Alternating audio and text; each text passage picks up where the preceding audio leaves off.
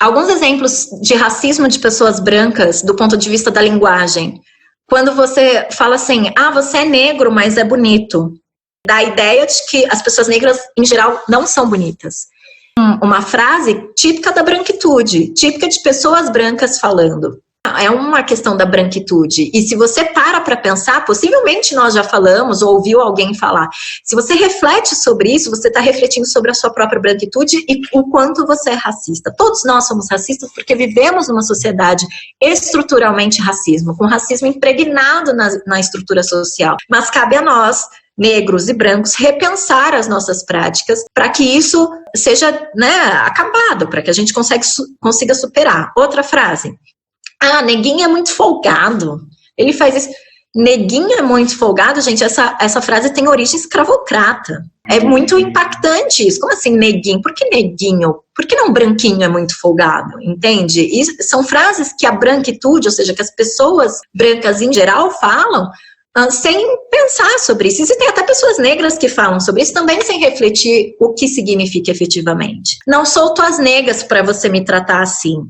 Porque se fosse negra, poderia ser tratada assim. Essa frase também tem origem colonial. Tem a origem... Aí tem dois problemas, né? A ideia de que o negro poderia ser tratado de uma forma ruim e a questão da posse sobre o corpo, né? Tua negra, ou seja, minha, né? Tem ali um pronome possessivo que indica a posse do branco sobre a pessoa negra, né? Por que não existe Dia da Consciência Branca? Ai, gente, essa é a ótima. Porque não foram os brancos que foram escravizados por 300 anos. Como eu mostrei com dados, né, esses são dados de pesquisas de institutos, né, super famosos e importantes, não são os brancos que encontram impedimentos para a ascensão social, não são os brancos que têm dificuldade de acessar o ensino superior, não são os brancos que ocupam a maior parte da população pobre do Brasil, certo? Não são os brancos que têm dificuldade de chegar a cargos de chefia. Por isso que não tem Dia da Consciência Branca, porque o racismo, ele é criado pelo branco para a dominação de outros povos, e no caso do que eu estou falando, dos povos negros. Então, quando a pessoa, por mais bem intencionada que ela seja, fala que todo mundo é igual, que deveria haver Dia da Consciência Humana e não Dia da Consciência Negra, a pessoa, ela está jogando fora todos os dados que eu passei, ela está criando uma ideia de sociedade ideal que não existe. Todo mundo é igual? Pois é, mas por que o negro ocupa só 30% dos cargos de chefia? Por que o negro é a maior vítima de violência? Certo? Então é essa discussão que tem que ser colocada. Ana, Oi. É a Bruna. Me veio na cabeça a discussão com relação a cotas. Né? Ótimo. Na hora de fazer essa discussão, todo mundo, não, mas não tem que ter cota, somos iguais. Exato. Né? Bruna, perfeito exemplo, porque isso é uma das coisas que as pessoas mais falam mesmo, né? Que tem que ser por mérito, e aí as pessoas mal entendem o que é cota, na verdade, né? Eu aproveito até para explicar. Pessoas acham que cota é uma garantia de que, enfim, o negro ele não vai passar pelo processo seletivo, ele já tem uma vaga garantida. As cotas, elas agem para os negros ou indígenas, né, que são aprovados nos vestibulares ou nos concursos públicos, tá? As pessoas acham que o fato de haver a cota já é uma garantia de que ele, sem precisar prestar nenhum tipo de prova, ele vai entrar. Não, não é isso. O negro e o branco, o indígena, eles vão prestar o mesmo vestibular. A questão é que, dentro das vagas reservadas por conta das cotas, há uma necessidade, por questão de reparação histórica, por tudo isso que eu falei, de que parte dessas vagas sejam reservadas para os negros. Mas que negros que vão ocupar essas vagas? Os negros que passaram no vestibular, ou no concurso público, ou enfim, né, na seleção. Tem muita gente que fala que cota tira a questão da meritocracia. Não! O negro que entra pela cota, ele também passou, ele também estudou, ele também foi aprovado. A questão de ele ter essa chance de ocupar por meio das cotas é uma reparação histórica.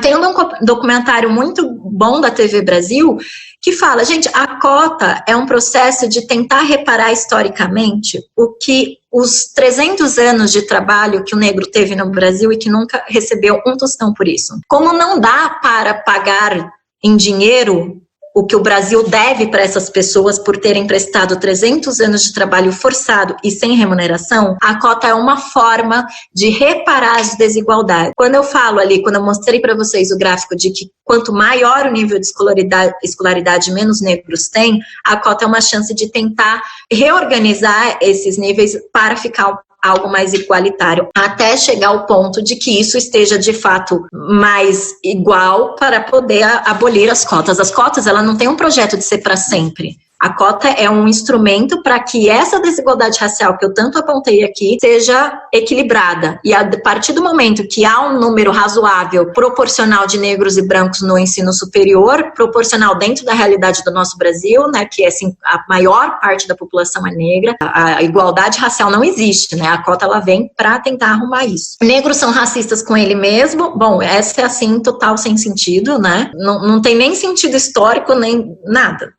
Essa é bem complicada. Branco também sofre racismo, acho essa bárbara, porque como que o branco sofre racismo? As pessoas confundem um negro discutir com um branco e ofender um branco não é racismo. Que não é o branco que é, né, que tem impedimentos sociais para alcançar cargos de chefia, não é o branco que sofre a maior parte da violência policial. Eu leio muito sobre isso, então eu tenho vários exemplos que vêm surgindo assim. Um palestrante internacional veio dar uma palestra numa universidade aqui no Brasil, não me lembro exatamente qual, e ele foi barrado no próprio hotel no dia da palestra, porque achavam que ele não tinha a cara do hotel, assim, quem ficava naquele hotel. E ele era o próprio palestrante, era negro. Então, mesmo quando as pessoas ascendem socialmente, elas são questionadas, elas têm suas capacidades questionadas frequentemente, né? Você é da cor do pecado, já ouviram? Tinha uma novela chamada Da Cor do Pecado. Qual é a cor do pecado? Por que é mais o mulato, o negro, né? Por que e o branco não é da cor do pecado?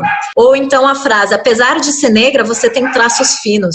A ideia de que os traços finos são sempre pertencentes às pessoas brancas, isso é total racismo e frases que são incutidas na nossa mente por uma herança histórica e que por ser uma herança histórica, a gente precisa desconstruir, desnaturalizar. A gente fala essas frases costumeiramente, sem maldade, assim, a gente não tá querendo oprimir ninguém, mas quando a gente fala essas frases, a gente, na verdade, tá reproduzindo o racismo. Então, o racismo, ele é histórico, ele não é natural, e por isso que a gente precisa desconstruir ele. Tem o feitiço homem e mulher negro, né? Isso tem a ver com a fetichização e a hipersexualização do corpo da mulher negra, do homem negro. Né? Existem bastante estudos aí, a Djamila Ribeiro fala um pouco sobre isso, sobre a solidão da mulher negra. Ela sempre é a mulher que os homens querem, mas na hora de fixar uma relação, elas sempre são preteridas com relação às brancas, inclusive até por homens negros também. Trabalhei um monte, hoje foi dia de preto, a ideia do trabalho, sempre relacionada à questão da pessoa negra,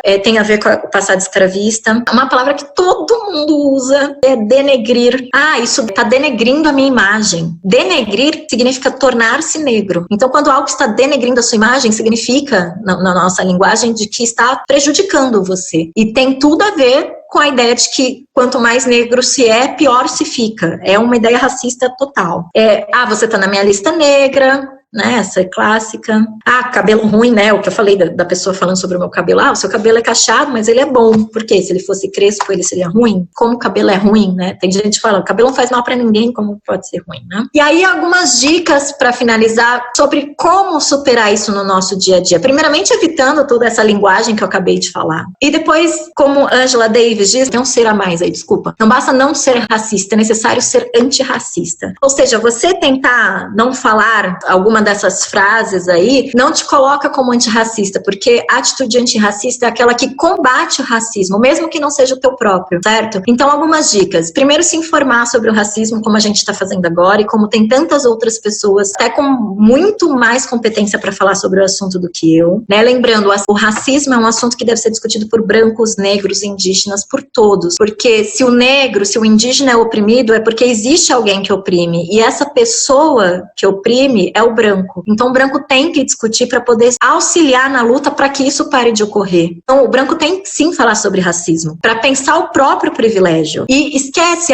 não é culpa sua, mas não é culpa minha, não é culpa sua, não é culpa de ninguém que vive atualmente no Brasil. Mas a gente herda privilégios que nos colocam na frente. E a gente tem que tentar lutar para que a gente pare de sair só na frente, para que essas pessoas possam também ter a chance de entrar numa universidade, por exemplo, serem valorizadas por suas belezas, por tantas coisas. Bom, questionar-se, né, que tem relação com a questão dos privilégios, enxergar a negritude, ou seja, respeitar o orgulho racial das pessoas negras, enxergar os privilégios da branquitude, entender que há uma responsabilidade histórica pela criação do racismo, que é do branco, e responsabilidade, como eu disse, é diferente de culpa, não é para se sentir culpado, mas é para pensar sobre o assunto, transformar o seu ambiente de trabalho. Se você é a pessoa que contrata, por que a gente precisa contratar só pessoas brancas em qualquer lugar que seja? Combater a violência racial também. E perceber o racismo que você que tá internalizado em você. Aqui eu dou algumas indicações de leitura. O livro da Djamila Ribeiro, que é o Pequeno Manual Antirracista, é um livro super fácil de ler. Ele é barato, ele é encontrado, acho que até em PDF, super vale a pena. Branquitude, do Lourenço Cardoso, que foi base para essa palestra, que discute os privilégios que os brancos têm herdado historicamente. E aqui uma lista de canais e pessoas que vocês podem seguir em Facebook, Instagram, YouTube, para poder se informar mais sobre o racismo.